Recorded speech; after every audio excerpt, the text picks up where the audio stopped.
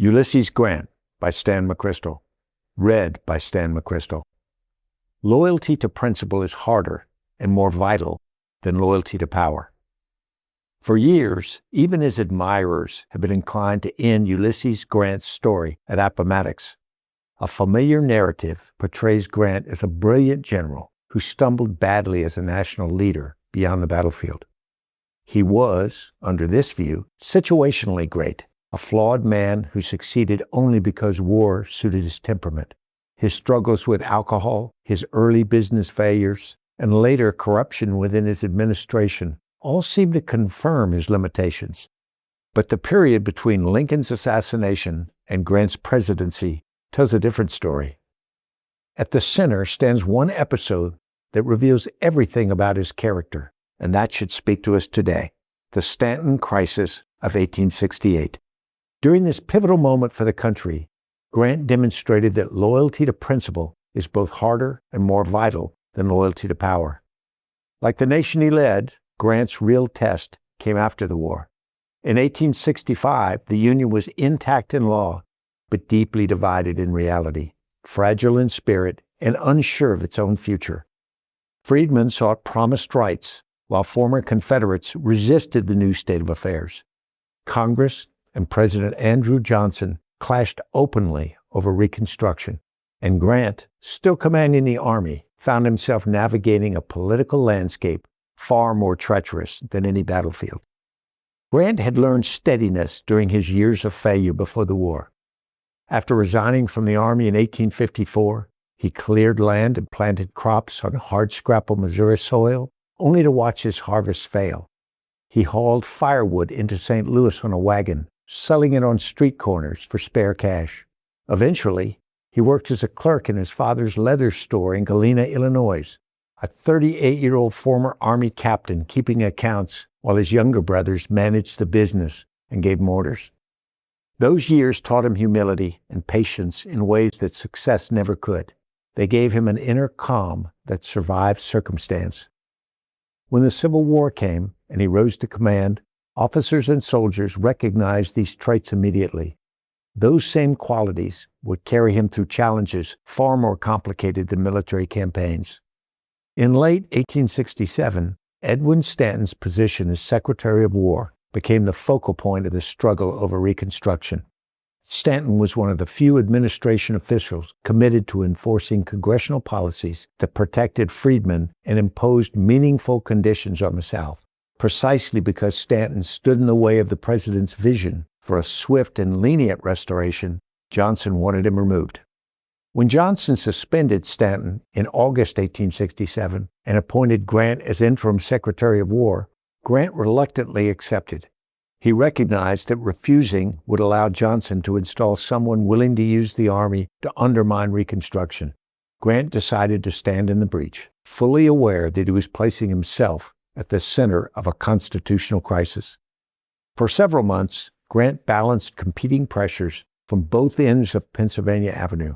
Claiming sole authority over cabinet appointments, Johnson insisted privately that Grant should hold the office even if the Senate voted to restore Stanton to his position. Congressional leaders insisted Grant return the department to Stanton if the law required it. Grant understood that his choice would shape not only Reconstruction, but the future of civil-military relations in the Republic. In January 1868, the Senate voted to reinstate Stanton. Johnson summoned Grant to the White House for a series of increasingly tense meetings. The president insisted that Grant remain in the position, framing the dispute as a question of executive authority. Grant responded in his typically direct way, saying he would follow the law and return the office to Stanton. Johnson pressed harder, but Grant remained unmoved. On the morning of Stanton's reinstatement, Grant walked into the War Department and transferred control back to him. There were no dramatic gestures or public statements, only a simple acknowledgement that the law had spoken and he would follow it. Grant understood that the question was not who held power, but whether power would remain constrained by law. Johnson's reaction was immediate and angry. He wrote a public letter accusing Grant of deception and betrayal. Grant answered with a measured, factual response that laid out their private conversations without accusation or embellishment. He made clear that his loyalty belonged to the Constitution and the laws of the country, rather than to any individual occupying the presidency. By refusing to allow himself to be drawn into political combat, Grant protected both the military's neutrality and the integrity of Reconstruction. He prevented the use of military force to settle a political dispute at a moment when the nation remained vulnerable to such a rupture. His steadiness helped contain what could have been a far more dangerous constitutional crisis. When Grant became president the following year, he brought the same disciplined temperament to the role. He moved aggressively to suppress the Ku Klux Klan through federal prosecution and military intervention when necessary. He supported federal laws to protect the rights of freedmen and enforced the new 13th, 14th, and 15th constitutional amendments. He understood that Reconstruction should restore dignity and build lasting institutions rather than impose temporary humiliation. Grant also grasped something more subtle, but equally important. The military could not serve as the permanent instrument of domestic governance. Power had to shift from force to legitimate civilian institutions. A commander can compel obedience on a battlefield through the clarity of orders and the authority of rank. A president must foster trust in the rules and structures that allow a diverse society to govern itself. As the United States approaches its 250th year, Grant's example is urgently relevant.